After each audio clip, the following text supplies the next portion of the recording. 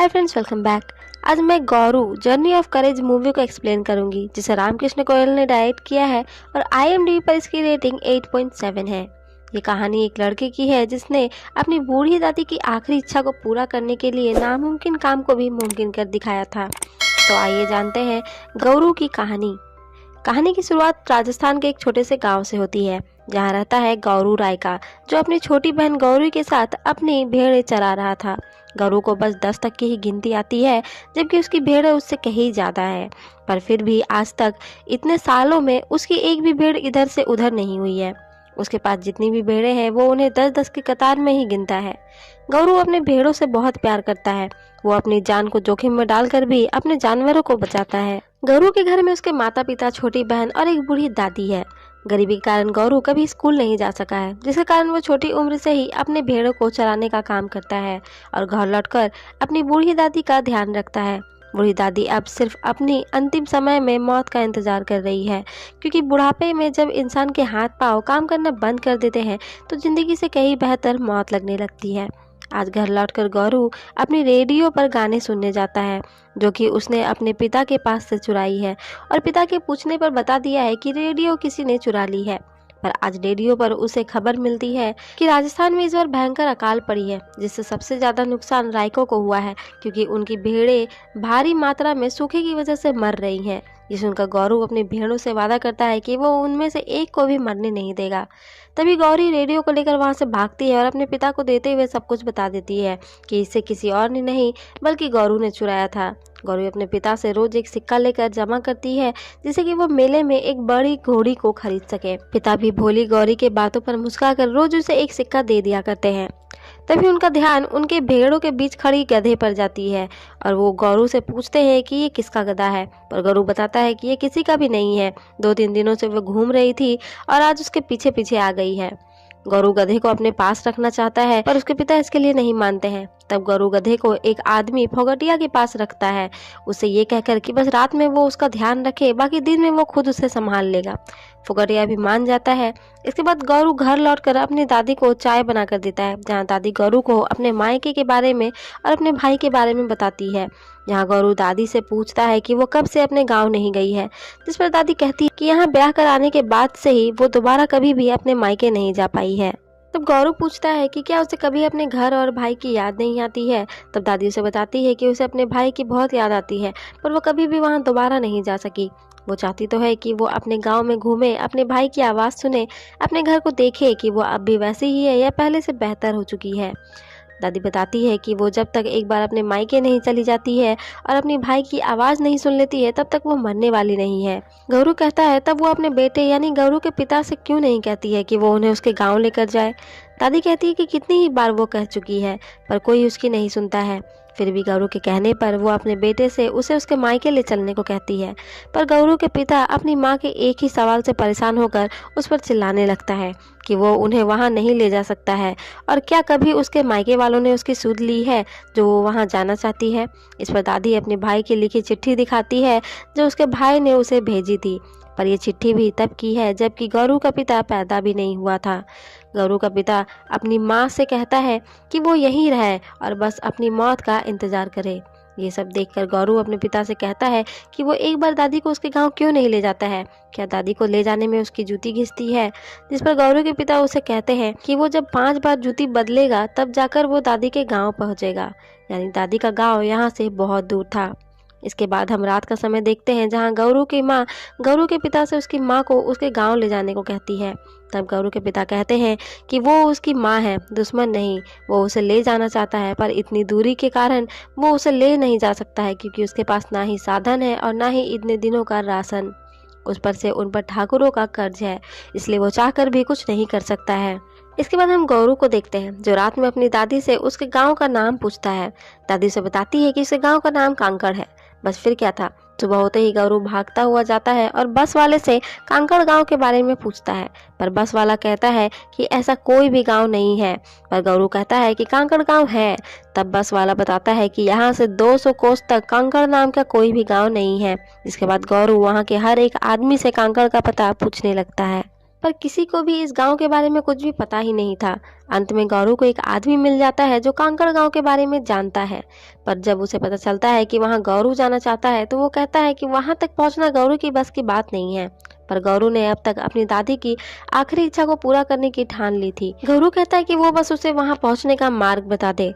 गौरू के जज्बे को देखकर वो आदमी गौरू को कांकड़ का मार्ग बता देता है।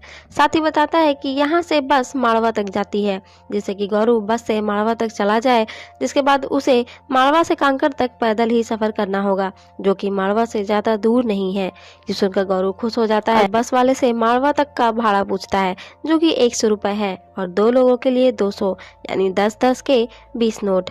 पर अभी गौरू के पास पैसे ना होने के कारण बस वाला उसे बाहर निकाल देता है। गौरू यहाँ से सीधे घर जाता है और अपनी माँ से पैसों के बारे में पूछता है, पर उनके घर पर इतने पैसे कहाँ ही थे। वो गौरी से भी पूछता है, क्योंकि गौरी को भी उसके पिता रोज ही सिक्का देते हैं। पर गौरी कहती है कि उसके पिता को कुछ काम आने के कारण कल ही उन्होंने गुल्लक के सारे पैसे उससे ले लिए थे। यहाँ पर गौरू का काम नहीं बन पाता है। तभी गौरू के पास फोगटिया आता है गौरू से मदद मांगने, क्योंकि इस बार कुएं पर पानी चलाने की बारी फोगटिया की थी। पर वो एक पैर से ठीक से चल नहीं पाता है, तो कुएं का पानी कैसे ही चलाएगा। इसलिए वो चाहता है कि उसका ये काम गौरू कर दे। पर गौरू उसके बदले 10-10 के 20 नोट यानी 200 रुपए मांगता है। वो भी पैसे उसे पहले देने पड़ेंगे। पहले तो फोगटिया नहीं मानता है, पर फिर 4 महीने तक पानी चलाने की बात पर वो मान जाता है और अब गौरू को बस भाड़े के लिए 200 रुपए मिल जाते हैं। यहाँ से गौरू कुएं पर पानी चलाने जाता है तो देखता है कि वहाँ बहुत सारे रायके बैठे हैं। वो गौरू को बताते हैं कि अकाल की वजह से कुआं सूख चुका है और अब सभी रायकों को अपनी भेड़ों को लेकर गौड़ पर जाना होगा, जहाँ वो अपनी भेड़ों को लेकर झुंड में आगे की गांव की तरफ बढ़ते रहेंगे, जहाँ भी उन्हें हरियाली मिलती है, और 4-5 महीनों के बाद ही वो घर लौटेंगे। अब कुआं सूखा होने के कारण गौरू को फोगटिया के पैसे वापस देने पड़ेंगे, इसलिए वो वहां से भागने लगता है। पर फोगटिया उसे उसके पिता की कसम देकर रोक लेता है, पर गौरू पैसे वापस देने से मना कर देता है, भले ही वो उसे कोई और काम करवा ले। तब फोगटिया गौरू को अपने भेड़ों के साथ उसके भेड़ों को भी गौड़ पर ले जाने को कहता है, जिसके बदले में वो ये पैसे रख सकता है। गौरू को इस पैसों की बहुत जरूरत थी, तो वो इसके लिए भी मान जाता है। अब गौरू खुश था कि आखिर में वो अपनी दादी की अंतिम इच्छा को पूरा कर पाएगा। पर तभी वो गांव के वैद्य से टकरा जाता है, जो उसी के घर से उसकी दादी को देखकर आ रहा था। वैद्य गौरू को बताता है कि आखिर भगवान ने उसकी दादी की सुन ली है। उनकी दादी अब 2 महीने से ज्यादा नहीं बच पाएगी। गौरू ये सुनकर मायूस हो जाता है, पर फिर वो वैद्य से पूछता है कि 2 महीना में 10-10 के कितने दिन आ जाएंगे। जिस पर वैद्य बताता है कि 6 बार 10 के दिन आ चुके होंगे। इसके बाद गौरू मायूसी से वहां से चला जाता है। वहीं हम गौरू के घर में ठाकुर को देखते हैं, जो अपना कर्ज लेने वापस आया था। गौरू के पिता मूल तो चुका देते हैं, पर ब्याज देने के लिए वो उनसे कुछ और समय मांगता है, जिस पर ठाकुर उसे कहता है कि अगली बार अगर वो ब्याज नहीं देगा तो अब की बार वो उसका घर, जमीन और जानवर तीनों ही ले लेगा। पर फिलहाल वो उसे बस 150-200 रुपए दे दे, क्योंकि यहाँ तक आने में भी पेट्रोल का पैसा लगता है। पर गौरू के पिता के पास अब एक फूटी कौड़ी भी नहीं थी, इसलिए ठाकुर उनकी भेड़ को अपनी दावत के लिए ले जाने लगता है। पर तभी वहाँ गौरू आ जाता है और अपनी भेड़ को बचाने के लिए ना चाहते हुए भी वो अपने 200 रुपए ठाकुर को दे देता है। जिसके बाद गौरू का पिता अपनी माँ के पास जाता है और उनसे कुछ उपाय पूछता है, क्योंकि अब उनके पास अपना सब कुछ बचाने के लिए सिर्फ 4 महीने ही बचे हैं। तब गौरू की दादी बताती है कि जब वो ब्याह कर आई थी तो पूरे गांव वालों ने उसे उसकी झोली में पैसे दिए थे, जो कि कुछ 100 रुपए थे, जो उसने अपने भाई को ब्याज पर दे दिया था। और अब 50 साल तक वो पैसे बहुत सारे हो चुके होंगे, जिससे उनका सारा कर्ज उतर जाएगा। उससे अपने भाई पर पूरा भरोसा है, इसलिए वो बस उसके गाँव कांकड़ चले। पर गौरू का पिता मायूसी से अपनी माँ से कहता है कि वो कितनी भोली है, जिसने 50 सालों से उसे याद भी नहीं किया। क्या उसने उसके 100 रुपए याद रखे होंगे। वहीं दूसरी तरफ गौरू अपना सामान बांध रहा है, ताकि वो शहर जाकर काम करे और 200 रुपए कमाए और फिर दादी को कांकड़ ले जाए। पर तभी गौरू के पिता गौरू को बुलाते हैं, जहाँ लंबरदार आया हुआ था। यहाँ गौरू को पता चलता है कि गौड़ पर गौरू को जाना पड़ेगा, क्योंकि उसके माता पिता दोनों ही बाहर शहर में काम करने जा रहे हैं, जिससे कि वो ठाकुर का कर्ज चुका पाए। अब गौरू गौड़ पर नहीं जाना चाहता था, पर पिता के कहने पर उसे ये बात भी माननी पड़ती है।